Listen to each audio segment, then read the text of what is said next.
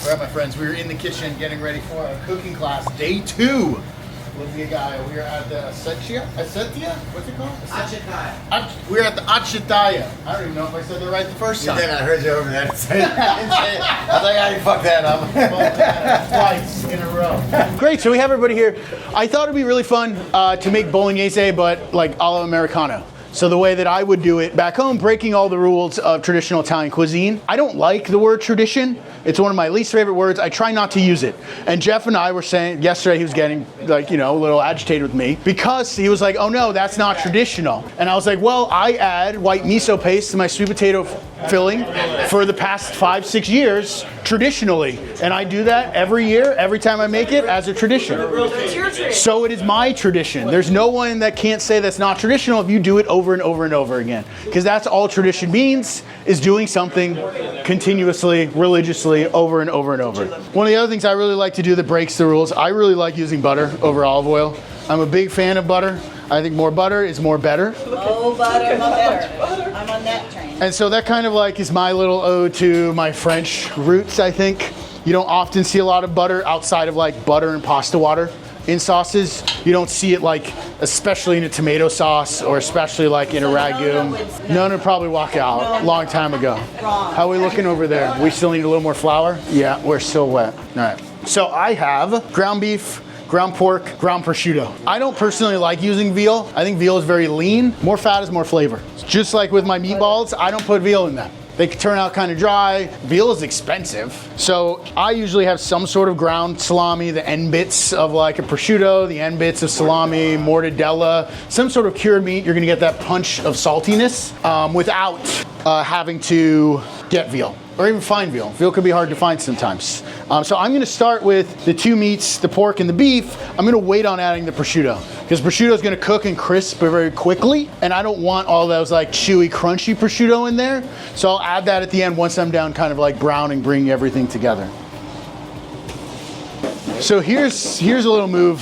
Bolognese traditionally, like I said here, culturally, milk and wine, not tomato. Sometimes a little tomato paste. I still like the addition of milk, but a lot of the American bolognese recipes that use milk will add it at the end of the cooking. I like to add it right now to kind of deglaze the pan. The milk almost separates and all the milk solids start to brown. And you get that almost brown butter flavor in your meat by still adding the milk. Here on the stove, we got the meat going over in the back. Pasta dough is coming together really nice. We got our tomatoes standing over on the side. And you can see now the milk is evaporated. You get those like brown bits almost going onto the meat. There's actually one brand of eggs, Happy Eggs, which you don't see everywhere. I'm gonna go this way so it doesn't slide. But they have the darkest, yellowest yolks I've seen. But yeah, otherwise from the grocery store, you're not gonna get a lot of it. And what I always like to do is right after the dough kind of rests for a little bit, because it's gonna be tight, let it rest for about 10-15 minutes. And then I always like to kind of like bring it together into a nice rounded ball. So that way it could rest like this, and you have a nice kind of smooth surface that you're starting with. Rather than having all of this, you try to roll that out, you're gonna have all these like weird misshapen pieces. Usually there's like one person in town that like makes these. There was one that made them for like Evan Funky and Maestro Alessandro. Like if you watch Chef's Table, we were supposed to go to his shop and watch some of these get made, but he shut down his shop last year. So it's no longer, nobody can go now at this point. But I was very excited originally because I have one from him imported that I bought online, but I've never actually gotten to go and see it. In theory, we could, and maybe later this week when we're doing the pasta making class, do this rolled out by hand. It's a totally different skill set to be able to roll pasta by hand or fatto a mano. That's what that means. Made by hand. And so that was the idea. I worked at a restaurant called Quince in San Francisco where I kind of like really fell in love with and learned making pasta. And the chef came back from Bologna and had made pasta with all the nonnas in the laboratories and learned about tortellini and how to roll it out by hand and everything. And I was on the pasta station, I was the pasta chef. So then he passed that on to me, and we had a ton of different pastas on the menu. And they were all made in a machine and with the roller. But he's like, no, the tortellini, we're gonna only mix by hand, only roll out by hand. And so that was my dish for 6 months straight. Wow. I had to do 18 pieces of tortellini per person. We did about 80 to 100 people per night. Wow. Everyone got tortellini.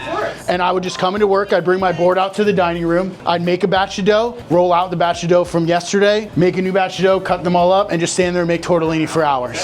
That was the one served in the rolling pin. And I was probably made by me, because I came up with that dish in the rolling pin. So we would serve it. We got custom rolling pins made that would cut in half and chisel out the center. Yeah. And then so we'd get served the tortellini in it with the rolling pin lid on and get that with the tweezers to eat it. It was like 3 Michelin star fine dining, like not a trattoria. I learned how to do it by hand. Not many chefs, especially in America, know how to roll out dough by hand.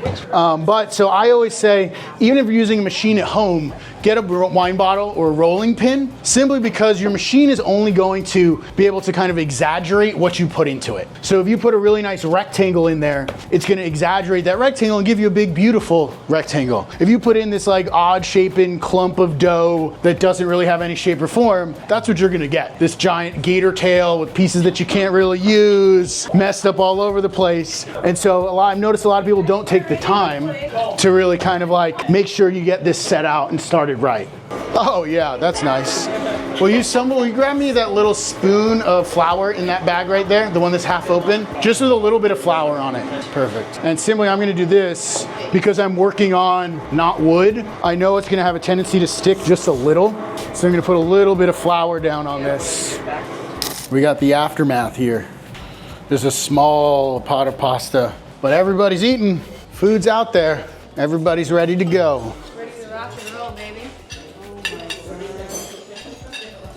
I overdid it. Once you put it on your plate, you can't put it. I know. Now that I opened it. Hi. Hi.